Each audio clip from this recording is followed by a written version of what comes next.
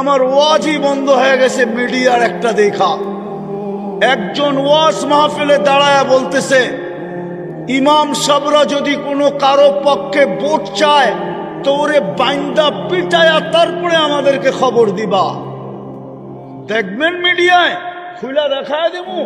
ওই ইমাম সাহেব বাইন্দা ফেলাবেন, একদম বেনামদার বাইন্দা ফেলাবেন। যে বেটা তুই ইমামি করবি, ইমামতি করবি, তো জামাতে ভোট চাওয়ার জন্য আসবে না। যদি আমরা না পারেন, আমাদের নেতা কর্মীরা যারা আছেন তাদেরকে বলবেন, প্রয়োজন আমাকে বলবেন, কাজল ভাইকে বলবেন, আতাল ভাইকে বলবেন, বাইন্দা হাত তো বাইন্দা পুলিশে দেবেন। ইমাম সাহেবদেরকে আমরাও বেগায়রত, আমাদেরও গায়রত নাই, আমাদেরও গায়রত নাই, আত্মমর্যাদা নাই, আমাদেরও ফখর নাই, গৌরব নাই।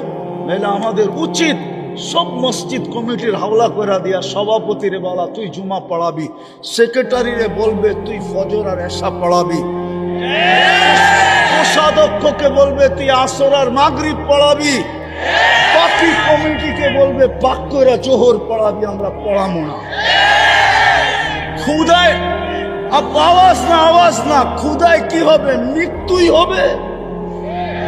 নাইলে রিক্সাই চালাবো, নাইলে রোজা রেখে এক বেলাই খাও। সবার ভিতরে দাঁড়ায় বলতেছে বাংলাদেশের সরকার কোথায় থাকে, বাংলাদেশের প্রশাসন কোথায় থাকে? ওদের কানে কি ঢোকে না? ওরা কি চোখ দিয়ে দেখে না? একজন ইমামকে বলতেছে খবর দিবা বান্দা পিটায়া,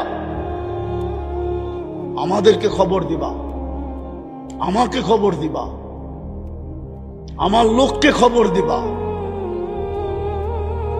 এটা কোনো কথা? আবার বলে বাক স্বাধীনতা। বিবেক কি এতটুকুই হারা? ওই ইমামের কি বংশবলী নাই? ওর কি মা বাবা নাই? ওর কি আত্মীয় স্বজন নাই? ও কি এলিয়ন যে আকাশ থেকে আসছে আকাশে চলে যাবে? ওর এই সমাজে কেউ নাই।